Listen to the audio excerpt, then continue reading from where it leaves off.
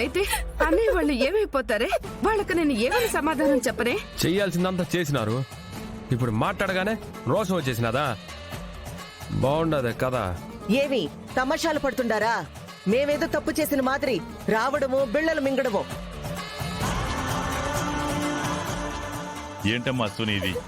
తప్పు చేసింది చాలక ఎందుకు తప్పు చేశారని అడిగినందుకు ఆత్మహత్యలు చేసుకుంటారా?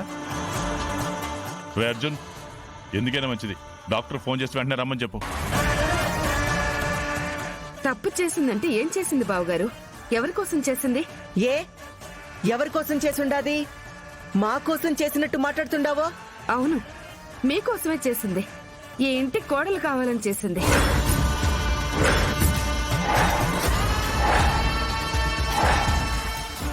ఎప్పుడో బావగారు మాటిచ్చారు, నా కొడుక్కిచ్చి నిన్ను నా ఇంటి కోడల్ని చేస్తానని.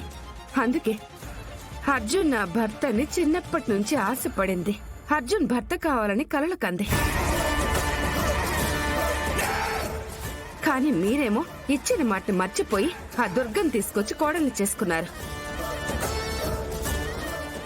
నాకు దక్కాల్సిన అర్జున్ వేరే వాళ్ళకి దక్కాడన్న బాధతో ఇలా చేసింది. చిన్నపిల్ల తెలుసో తెలియకో ఇలా చేసింది. దానికి ఇంత పెద్ద శిక్ష వేస్తారా? ఎప్పుడో మాటిచ్చినావని పరిస్థితులట్టా వచ్చినాయి, కుదరలేదు.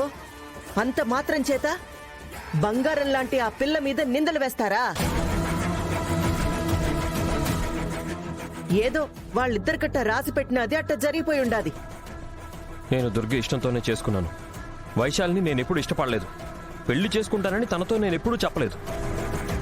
నాకు ఊహ తెలియనప్పుడు నాన్నగారు ఏమన్నా మాట ఇచ్చారేమో నాకైతే తెలీదు. దానికి దీనికి సంబంధం ఏంటి?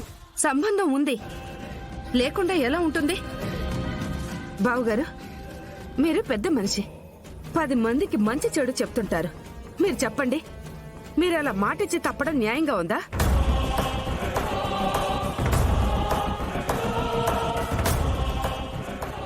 అందరూ ఒకలా ఉండరు బావగారు. నాది అనుకుంటే నాకే దక్కాలన్న మనస్తత్వం తింది. అది దక్కనప్పుడు ఇలాగే ఆలోచిస్తుంది.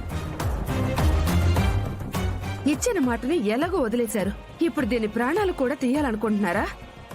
ఇప్పుడు దీనికి ఏమన్నా అయితే తీసుకురాగలరా మీరు?